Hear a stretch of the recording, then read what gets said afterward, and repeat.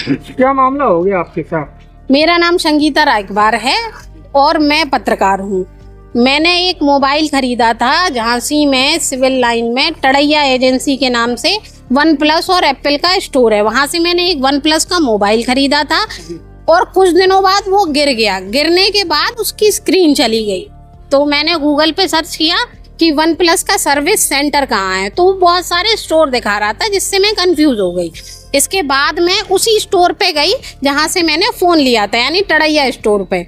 मैंने उनसे पूछा कि वन प्लस के मोबाइल का सर्विस सेंटर कहाँ है, तो उन्होंने मुझे बताया कि आप यहाँ से कुछ आगे जाएंगी जीवन साहब पर, तो वहीं पर एयरटेल के ऑफिस के नीचे वन प्लस का सर्विस सेंटर है। मैं वहाँ पर पहुँची, वहाँ पर लिखा हुआ था वन प्लस और एप्पल का लोगो लगा हुआ था और सर्विस सेंटर लिखा था। तो मैंने सोचा कि ये सर्विस सेंटर है।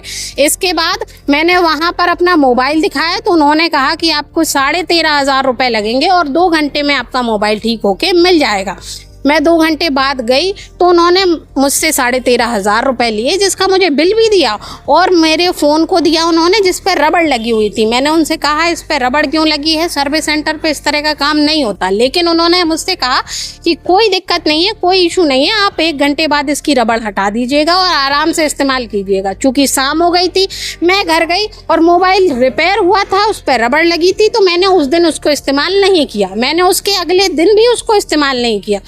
उसके तीसरे दिन जब मैंने मोबाइल को इस्तेमाल करने के लिए उठाया तो मैंने ध्यान से देखा कि मोबाइल के जो सेल्फी कैमरा होता है उसके आसपास एक छोटा सा ब्लैक कलर का स्पॉट आ गया। जिसके बाद मैं उस मोबाइल को लेके तुरंत उस स्टोर पे पहुंची और मैंने उनसे उसकी शिकायत की।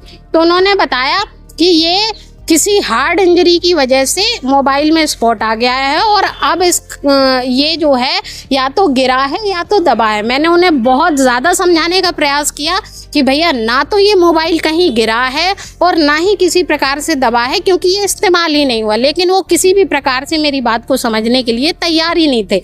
फिर उसके बाद अंतोगत्वा उन्होंने इस बात को स्वीकारा कि आपका मोबाइल जो है स्क्रीन है इसको क्लेम कर सकते हैं और जिसके लिए आपको 4700 रुपये और देने होंगे और आपका मोबाइल में नई स्क्रीन जो है इनबिल्ड करवा देंगे हम। तो हमने कहा ठीक है, कि मरता क्या नहीं करता।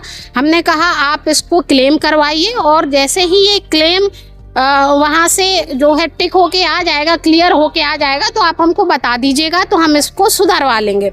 उन्होंने मुझे 1 दिन बाद ही कॉल किया कि आपकी जो है क्लेम वहाँ से एक्सेप्ट हो गया है और आपकी जो है अब स्क्रीन नहीं डल जाएगी। उसके बाद मैं कुछ दिनों बाद मैं वहाँ पे गई, मैंने अपना मोबाइल दिया उन्हें और उन्होंने कहा कि आप कल आइएगा। मैं दूसरे दिन उनके वहाँ गई तो उन्होंने मुझे फिर बुलाया कि कल आइएगा। इस बीच जब मैंने उनको दोबारा मोबाइल दिया तो मैंने उनसे कहा कि आपसे एक विनम्र निवेदन है कि चूंकि आपका ये जो सर्विस सेंटर है ये ऑथराइज सर्विस सेंटर नहीं है, जबकि बल्कि ये सर्विस सेंटर के नाम पे अपना एक प्राइवेट स्टोर चला रहे हैं जहां पर ये मोबाइल रिपेयरिंग और पुराने मोबाइलों का बेचने का काम करते हैं। तो मैंने कैसे चला कि ये सर्विस सेंटर नहीं है? जब मेरा फोन दोबारा खराब हुआ तो मैंने आसपास लोगों से पूछा और कुछ लोगों से जानकारी ली। चूंकि मैं पत्रकार हूँ और मोबाइल से ही सारा काम करती हूँ, ऐसे में मोबाइल को सुधरवाना पहली बार मेरे लिए पहली प्राथमिकता थी, इसलिए मैं बहुत जल्दी में थी, तब मैं लोगों से पूछ नहीं पाई।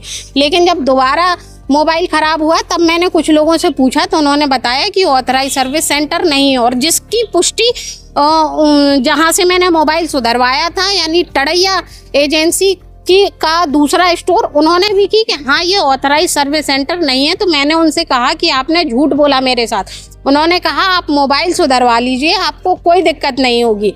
मुझे मोबाइल सुधरवाना था तो मैंने उनको दोबारा 4700 रुपये देने पे तैयार हो गई और मोबाइल भी दे के आ गई। लेकिन वो 4 दिन मुझे लगातार बुलाते रहे और रोज़ कहते रहे कि कल आइएगा, कल आपका मोबाइल सही मिल जाएगा। इस बीच मैं एक दिन जब उनके संडे वाले दिन उनके स्टोर के अंदर चली गई तो मैंने देखा कि मेरा मोबाइल खुला हुआ उनकी टेबल पर पड़ा हुआ है, जिस पर मैंने पूछा कि ये टेबल पे क्यों पड़ा हुआ है खोल के, वो भी तो उन्होंने कहा कि जब हम इसको सर्विस सेंटर भेजेंगे तो इसको खोल कर ही भेजना पड़ता है, जिसकी मैंने फ़ोटो भी ले ली। और उसके बाद इन्होंने मुझे सोमवार की शाम को मोबाइल दिया और उसके बाद जैसे ही मैं घर ले गई और वो चार्ज नहीं था। मैंने चार्ज में लगाया, जैसे ही चार्ज हुआ और चलाने का प्रयास किया तो मैंने देखा कि उस पर ग्रीन कलर की लाइन ब्लिंक हो रही थी, जिसकी शिकायत मैंने तुरंत इनसे फ़ोन पर करना चाहिए, लेकिन इनका फ़ोन हमेशा की तरह बिल्कुल नहीं उठा। फिर मैं अगले दिन गई और मैंने उसकी शिकायत की तो इन्होंने कहा कि आप कल आइएगा। मैं फिर दोबारा उनके पास अगले दिन गई, इन्होंने फिर कहा मुझसे कि आप कल आइएगा। और 4700 रुपये में मैंने इनको 4000 रुपये ऑनलाइन और 700 रुपये कैश दिए थे, जिसका इन्होंने मुझे बिल आज तक नहीं दिया है। अब ऐसे में मुझे ये लगातार टाल रहे हैं।